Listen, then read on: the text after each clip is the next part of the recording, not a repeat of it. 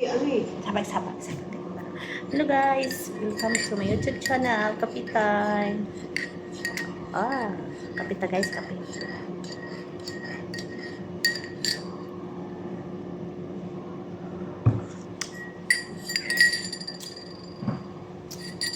Kape guys, kape. Ito nga kape ni, wala mo to siya kuan. Wala to siya sugar. Itong red. Ma'am, kayo gamit ang red? Oo, red. Hindi ko na siya nilagyan. Gatas lang. Hindi man ako nilagyan. Okay, so, every 4 hours magkape ako guys. Okay, among trabaho guys. Hanggang 1:00 ng gabi. Tapos magising ng 5:00. Walang tulugan. Kaya, Ano kanina kayo? coffee is life.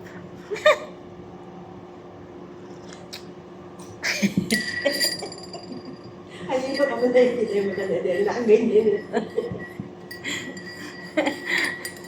Kaya na life dito guys. Manon lang yan. Inom sing kape. Wala tugpa-tugpang mga tao dito.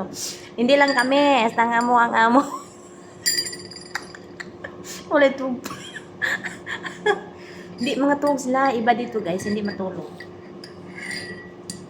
Wala nga kami. Magkape sila po. Magkape. Magsumbi na matulog guys. Kaya sabi sa FB, anong gagawin ko kung gawin mo na Pilipinas? Guys, tingnan niyo akong ngipin, oh. May ngipin na. May smile ako dako, guys. Kay may ngipin naman ko. Ay, sabi dapat pinost mo sa FB on before. Smiling may feet. Hindi, tanggalong ko na. Tapos, ang katong isa ko isuot. Before. Yung ko nga. Before now. Oh. Before, katong pangag pa ko. Karon kay may ngipon naman ko, guys. Now. Before and now. Oh, diba? Check lang kayo. Kapitan. Shout out sa mga viewers ko dyan. Ang isasabi ko lang sa inyo mga guys. Itong aking tutorial nga ang hindi manginom kape. Manginom kayo kape. Pag wala kayong mga tulog, inom kayo kape. Kasi mag-antok kayo. Ito lang akong i-tutorial sa inyo mga guys. Na kailangan coffee ang inumin ninyo para mawala ang antok at feeling energetic kayo. Diba? Ayan. Saka mga mataba dyan, huwag kayong magkain ng kanin. O hindi ako mataba.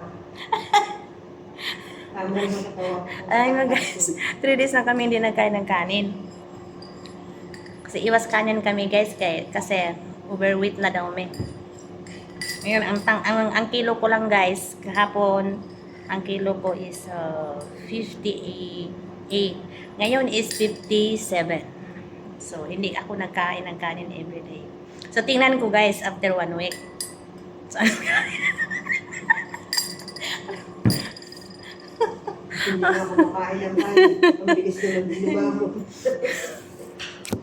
wala akong ibang ka-content guys. Yan lang. Shout out sa lahat ng mga nanonood. Meron lang akong i-share sa inyo nga medyo matutunan ninyo. Something ako, marunong akong mag-comedy, pero marunong po ako mag-serious. Yan lang nga ito ang serious na sasabi ko sa inyo. Huwag kayong magkain ng kanin ng marami. Kasi ang kanin, lakas ng taba. Yan, kainin ninyo guys. Paano magalit kay Hamude?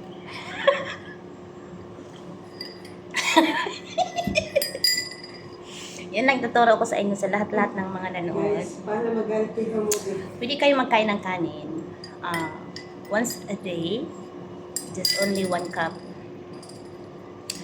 So, if evening time, hindi kayo magkain wala kayong kainin until 5 o'clock. So, kung magda-diet kayo guys, morning, mag-start kayo just only, pwede kayo magkain morning, noon, at evening, afternoon. Pero kaunti-unti na.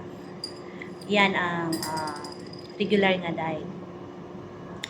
Morning, kain ganyan, kahit yun lang ang kakainin sa lata. Ganun. Litos, lagyan nyo ng cucumber, tomates. Sarap na yan. With carrots. Yan lang ang breakfast niyo. Tapos, magkaon kayo ulit.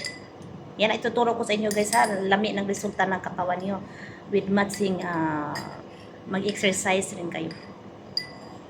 Kain kayo ulit mga alas 2. Kain kayo ng kaunti lang. So, last ninyo kain guys, hapon, before 5 o'clock. So, 4 o'clock kain na kayo. Kaunti lang rin. So, hindi kayo maging fat. Yan, maging sexy kayo guys. Yan, thank you. Thank you for watching everyone. At sana matutunan ninyo ang aking tinuturo dito. Maniwala kayo guys. Maniwala kayo. Kasi yan ang ginagawa ko eh. Everyday nag-exercise ako. Pero hindi pa ako, medyo tumataba ako guys kasi nag-ano ako guys, kumakain ako ng kanin last month. Marami, kasi gutom eh. Dati, it was 2 years ago. Ako guys, ang liit ko guys. Hindi ako, ang timbang ko, 49. Kasi everyday ako nag-exercise. At once a day lang ako magkain ng kanin, parang kaunti lang rice. Ayan. Ito lang ang aking i-share sa inyo. See you next my video.